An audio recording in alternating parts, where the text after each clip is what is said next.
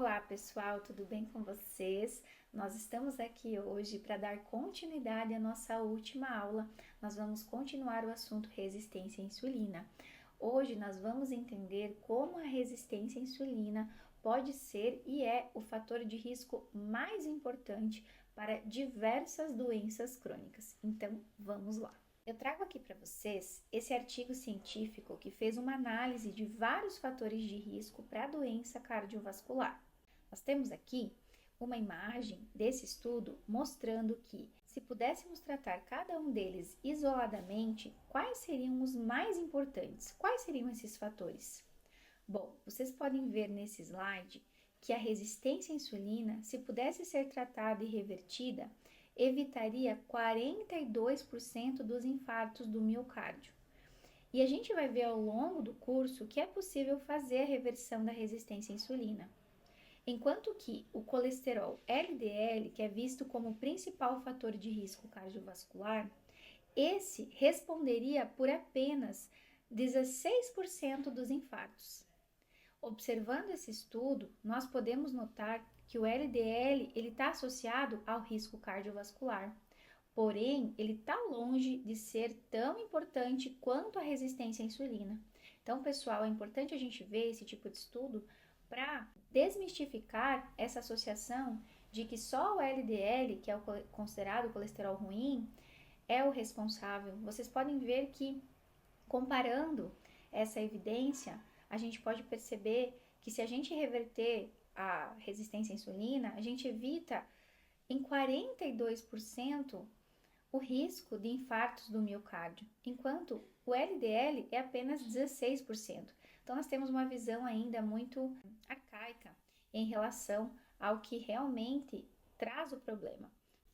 Nesse mesmo estudo, os autores fazem a seguinte observação: dos fatores de risco que acreditamos serem suficientemente estudados para permitir análise quantitativa, a resistência à insulina é fator de risco único mais importante para a doença cardiovascular. Nossos resultados indicam que a resistência à insulina é responsável por aproximadamente 42% dos infartos do miocárdio. A próxima causa mais importante é a pressão alta. Aqui, gente, a fala dos autores, tá? Mas eu quero lembrar vocês, fazer uma observação, que a pressão alta faz parte da resistência à insulina. E é comum, depois de tratar a resistência à insulina, que nós tenhamos uma normalização da pressão alta. E agora eu volto à fala dos autores. Nesse estudo, eles dizem o seguinte, que a normalização da pressão evitaria 36% dos infartos do miocárdio. Após a pressão alta, vem o colesterol bom, o HDL. 31% responsável pelos infartos. Então, precisamos lembrar que esse também faz parte da síndrome metabólica e também da resistência à insulina.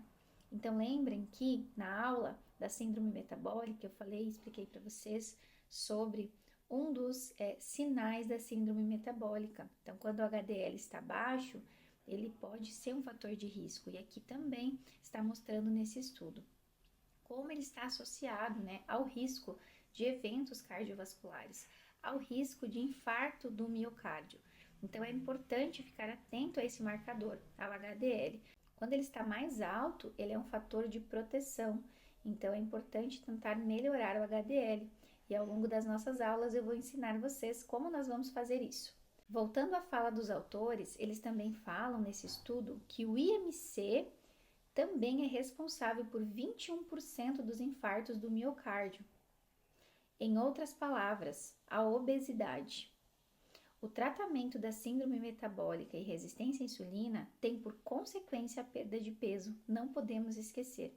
Então, a obesidade, gente, o IMC aumentado, também tem a sua responsabilidade, mas não está nem perto lá dos 42% da resistência à insulina, que hoje é uma das grandes responsáveis pelos infartos do miocárdio. Por fim, os autores citam que o LDL, que é considerado o colesterol ruim, ele tem 16% de responsabilidade pelos infartos do miocárdio, tem uma pequena parte também o tabagismo e a história familiar.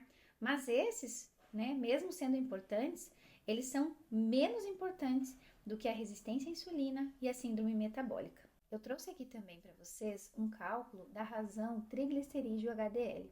O que significa essa razão, essa proporção triglicerídeo-HDL? Nós devemos pegar o triglicerídeo, aquele que dá no nosso exame, e fazer uma divisão pelo HDL, que é o nosso bom colesterol. Essa proporção ela é altamente correlacionada à resistência à insulina. Isso porque quando o nosso triglicerídeo está alto e o HDL está baixo, isso é uma característica da síndrome metabólica. E quando nós dividimos e o resultado é acima de 2, tem risco de desenvolver várias doenças, pois o ideal é que esse resultado sempre fique abaixo de 2. Então, se você tem o seu exame aí de colesterol, o seu perfil lipídico, você pode fazer esse teste. Pega lá o seu triglicerídeo, o resultado que deu e divide pelo seu HDL. Eu estou deixando um exemplo aqui para vocês verem, olha só. Nesse caso, o paciente está em risco, o resultado deu acima de 2 e vocês podem fazer isso também aí na casa de vocês. Lembrar, pessoal, que o HDL alto, ele tem um efeito protetor e ele se correlaciona com não ter resistência à insulina e síndrome metabólica. Então, é sempre importante batalhar por esse HDL alto, que é o bom colesterol.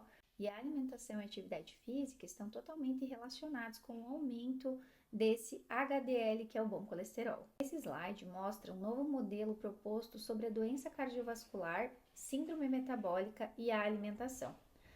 Porque o modelo antigo, que já não deveria estar sendo usado já há muito tempo, era o modelo do perfil lipídico, dos colesteróis, da doença cardiovascular, que todos conhecem muito bem, onde existe aquela ideia de que você come gordura e essa gordura vai elevar o seu colesterol e essa elevação do colesterol seria a causa da doença cardiovascular. E isso é um modelo arcaico, antigo, que não deveria ser utilizado. Este novo modelo, que eu trouxe a imagem aqui para vocês, ele propõe algo diferente, onde o consumo elevado de açúcar e carboidratos, especialmente os refinados, ele irá produzir um aumento da glicose. Como sabemos, o carboidrato ele é digerido em glicose. Ele também vai promover um aumento da insulina e o aumento da glicose no sangue causa a elevação da insulina. E esse mesmo aumento de insulina vai causar o aumento dos triglicerídeos, vai causar uma diminuição do HDL, o aumento das partículas do colesterol ruim, porque o colesterol ruim, lá no LDL, ele tem pequenas partículas e grandes partículas, e a mais perigosa são as pequenas partículas. Quando acontece esse aumento de insulina, essa elevação dos triglicerídeos, essa diminuição do HDL, acontece também o aumento desse colesterol LDL de pequenas partículas. Também vai ocasionar um aumento do ácido úrico, um aumento da proteína C reativa, que é um marcador de inflamação, e também o aumento da gordura no fígado. Então, esse novo modelo, ele propõe isso, que o consumo elevado de açúcar e carboidratos, principalmente os refinados, vai ocasionar toda essa cascata que eu acabei de falar para vocês. Então, muitas vezes a gente não associa que o excesso de carboidrato, de açúcar, que está causando a nossa gordura no fígado, que está causando o nosso aumento do ácido úrico, que está causando o aumento da inflamação, do nosso PCR, que é uma proteína marcadora de inflamação, que está causando o aumento do nosso triglicerídeo. Então, é muito importante a gente observar tudo isso. O nosso marcador de proteção lá no perfil lipídico está diminuindo, que é o HDL. E muitas vezes nós não associamos isso ao consumo de açúcar, principalmente os carboidratos, que são especialmente os refinados. Mas a depender também, não somente os refinados, pessoal? E essas coisas, associadas a uma dieta rica em óleos refinados, que são os óleos que têm ômega 6, como óleo de canola, girassol, soja, milho, que são inflamatórios por natureza, vão produzir aquilo que é a epidemia que a gente está vendo nos dias atuais, que é a inflamação das artérias, a síndrome metabólica, as doenças coronárias, a obesidade, diabetes e hipertensão. Então, pessoal, esse modelo representa muito mais a epidemia de doenças crônicas de diabetes, síndrome metabólica e resistência à insulina que estamos presenciando nos dias de hoje no Brasil e em todo o mundo. Bom, pessoal, na próxima aula nós vamos aprender como identificar a resistência à insulina, como eu sei que ela está a caminho, ou como eu sei que eu tenho uma resistência à insulina, eu vou ensinar vocês, e também qual a relação da resistência à insulina com o diabetes. Por hoje é isso, pessoal. Até a nossa próxima aula.